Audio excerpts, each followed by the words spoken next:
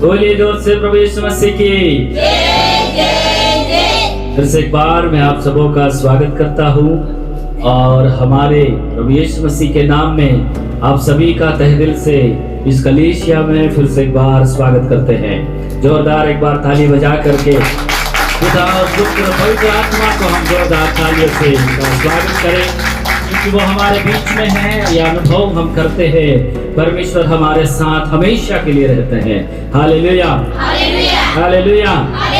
और जो आप ऑनलाइन सुन रहे हैं, आपको भी हम कहते हैं, हम आपके लिए भी दुआ करते हैं और दिन रात हम आपको याद करते हैं। और जो अभी तक हमारे साथ नए जुड़े हैं, आप लोगों को भी हम कहना चाहते हैं, यदि हमारे इस चैनल को आपने सब्सक्राइब नहीं किया है, जरूर आप लाल बटन दबा करके उनको सब्सक्राइब कर लीजिएगा, ताकि नई वीडियो आप तक जल्दी पहुंचने पाए। ऐसे करके आप हमारा साथ दें। परमेश्वर आप सबों को आशीष दे। हालेलुया। दिनों से हम क्या सीख रहे हैं, आपको मालूम होवे कि हम मत्ती रचित सुसमाचार से सीख रहे हैं। हालेलुया। और मत्ती रचित सुसमाचार से सीखते सीखते हम आज 7वां अध्याय उसका 15वां वचन से लेकर के 20 और 21 और 23 वचन तक हम, मेरे ख्याल से यहाँ तक 23 वचन तक हम आज सुनने जा रहे हैं, समझने जा रहे हैं। सबसे पहले हमने उत्पत्ति से लेकर के यदि देखें तो परमेश्वर के उस प्रेम को, महान प्रेम को हम देखते आ रहे हैं। और वो महान प्रेम परमेश्वर ने मत्ती रचित सुसमाचार से स्टार्ट किया और शुरू किया। उसने अपना एक लौता पुत्र पृथ्वी पर दे दिया। हालेलुया, ऊंची आवाज से हालेलुया। और वही बेटा जब इस पृथ्वी पर आया, उनका जीवन चरित्र यानी सुसमाचार, उनके जन्म से लेकर के मृत्यु तक, मृत्यु से लेकर के सजीवन होने तक, सजीवन होने से लेकर के स्वर्ग में जाने तक जो हमें सुसमाचार मिले हैं, उनके आधार पर हम सीखते जा रहे हैं। पहले मत्ती रचित सुसमाचार में हमने ये सीखा कि उसकी वंशवाली से देखा, यीशु की सेवकाई को देखा, यीशु का बपतिस्मा देखा। उसके बाद सेवकाई के दौरान, ये सेवा वर्ष के दौरान हम सीखते जा रहे हैं। पिछले संडे हमने मांगो तो तुम्हें दिया जाएगा, ढूंढो तो तुम पाओगे, इसके आधार पर हमने बहुत सारी बातें को देखा था। आज हम 7वां अध्याय 15वां वचन से लेकर के 23वां वचन तक हम देखने जा रहे हैं। इसमें 2 भाग है। कितने भाग है बोलिए? उंगली दिखा करके बोलिएगा, कितने हैं? तो ये 2, जैसे 2 उंगली दिखाते हैं ना, इसका कई मतलब है। सबसे पहला मतलब यही जानना है कि ऐसे करते हैं तो बनता है वी। क्या बनता है? इंग्लिश का अल्फाबेट के अनुसार क्या बनता है? वी। वी का मतलब है हम विक्ट्री है। हालेलुया, अरे ऊंचे आवाज से हालेलुया। हम जयवंत परमेश्वर की आराधना करने वाले हैं, हम जयवंत परमेश्वर की उपासना करने वाले हैं, तो हम मरे उसकी आराधना नहीं कर सकते। यदि परमेश्वर की आग मेरे अंदर में हो सकती है, परमेश्वर की आग एक छोटे बच्चे के अंदर में हो सकती है, तो इसका मतलब है परमेश्वर हर एक के जीवन में वो आग भरना चाहता है जो आप पहचान नहीं पा रहे हैं। उसके साथ साथ हम वचनों के ओर से सीखने जा रहे हैं। यहाँ 2 भाग देखने जा रहे हैं। वो 2 भाग ये है, एक पेड़ और उसका फल। सब लोग बोलिए, एक पेड़ उसका फल। और दूसरा जो है वो बचाए गए लोग परमेश्वर की इच्छा करेंगे। बोलिए, बचाए गए लोग। आयु वाल करते हैं दिमान गामित पासे कापा बड़ी है ना भाई, जन्म अखर नहीं नास्तो पास्तो तो कोई नहीं है ना, नहीं तो प्रभु उतरे तो नहीं कोई है ना। बाकी जामी था, मैं गोमलर था, मैं नास्तो कोई नहीं है ना हैगा।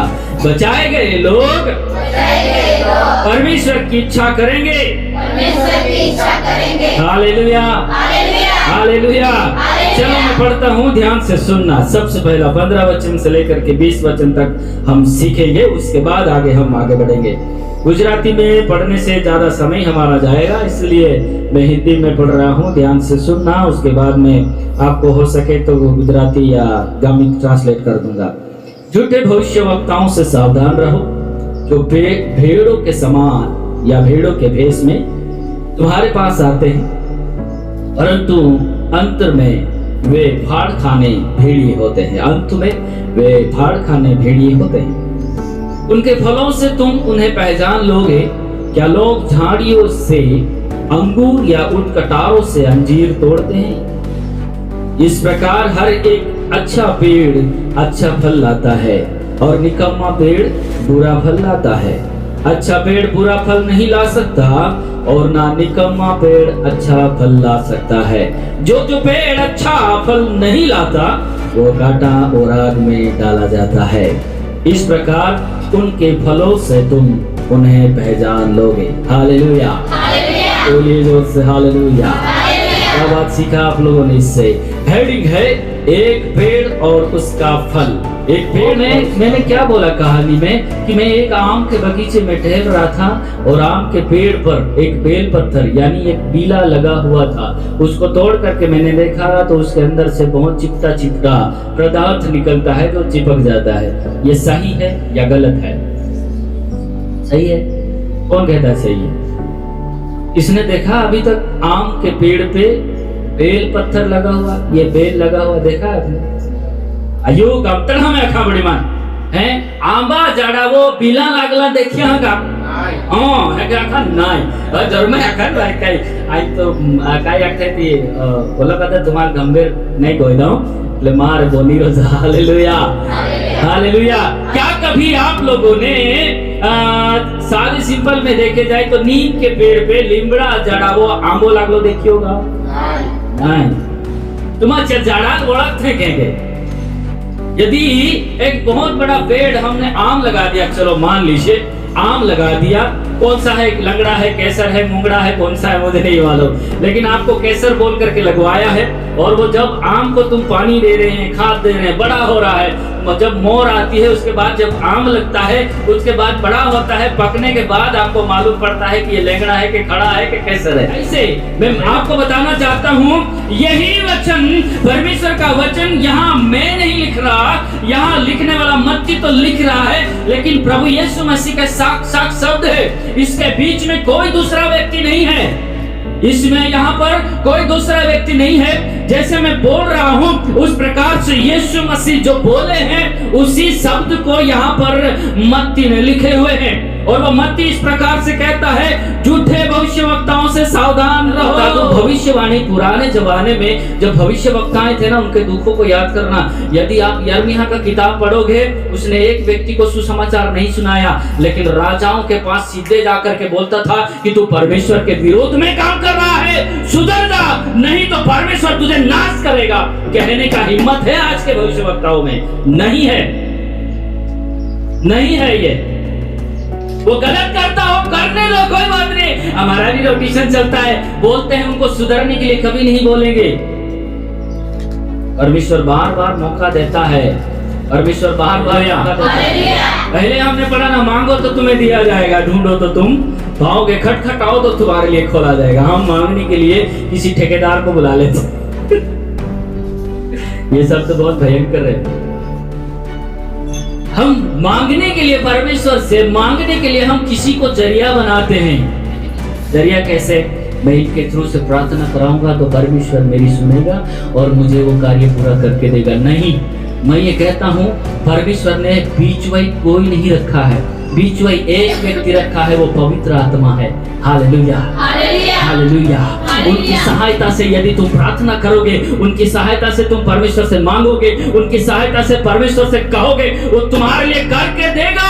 यदि तुम करने के लिए सक्षम नहीं है, परमेश्वर की आशीष तुम पर नहीं हुआ है, तो वो तुमको रास्ता दिखा देगा कि इस प्रकार से कार्य कर, परमेश्वर तुम्हारे लिए जरूर कार्य करेगा। हालेलुया।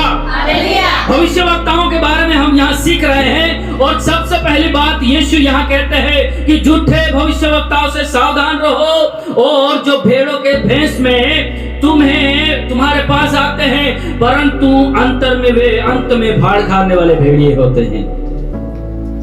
भाड़ खाने वाले भेड़िए इसका मतलब है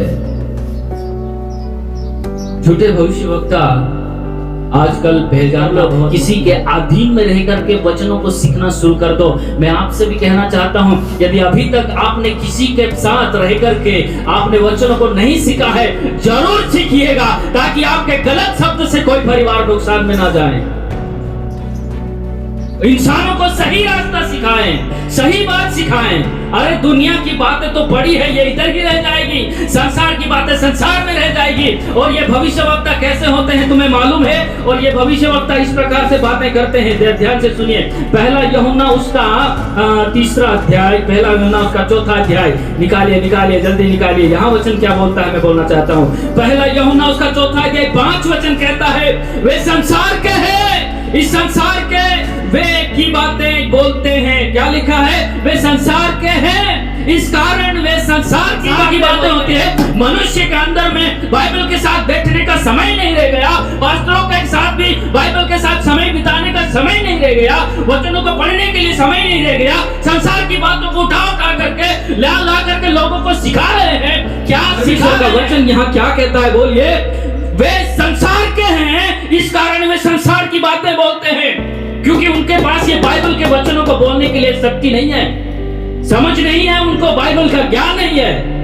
इसीलिए जेब से निकाल करके मैं उधर गया था, मैं इधर किया था, मैं वैसा किया था, मैं तैसा किया था। परमेश्वर वैसा तैसा नहीं चाहता। आने वाले समय में मैं आपको बताऊंगा कि परमेश्वर क्या चाहता है।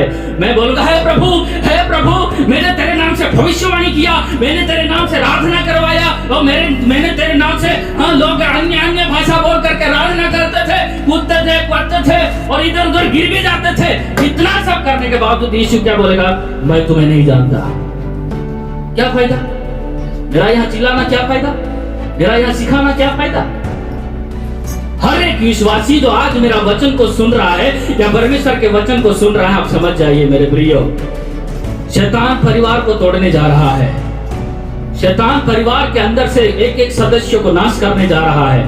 और शैतान बच्चों को, बड़े को, किसी को भी पकड़ सकता है। उससे बचने के लिए मैं आपसे कहना चाहता हूँ, तुम मुझ पर भी भरोसा मत करो, परमेश्वर के वचनों पर भरोसा करो, परमेश्वर के साथ संगति बना लो, परमेश्वर के साथ प्रार्थना करना शुरू कर दो। यदि अकेले पड़ जाते हो, आपके पति को भी साथ में बिठाओ और बोलो हमें बच्चों के लिए दुआ करना है। और यदि तुम दोनों अकेले पड़ जाते हो तो बच्चों को भी साथ बुला लो, हमें कलीसिया के लिए प्रार्थना करना है, कलीसिया के परिवारों के लिए प्रार्थना करना है, जो मसीह को जानकर भी नहीं जाने हैं उनके लिए प्रार्थना करना है। आंसू बहाना शुरू कर दो ताकि तुम्हारे घर के आजू बाजू भी शैतान नहीं घूम सके। हालेलुया, बोलिए जोर से हालेलुया। क्योंकि आज हर एक घर में या हर एक जगह में, हर एक कस्बे में, हर एक शहर में, हर एक देश में यही चल रहा है। ना तो कोई नेता इकट्ठा हो रहे हैं, ना तो पुलिस वाले साथ चल रहे हैं, ना तो कोई सैनिक साथ चल रहा है, उनके साथ साथ ना तो परिवार एक हो रहा है, सब कुछ छेड़नैस होने जा रहा है। झूठे भविष्यवक्ताओं से सावधान रहो, उनके फलों से तुम पहचान लोगे।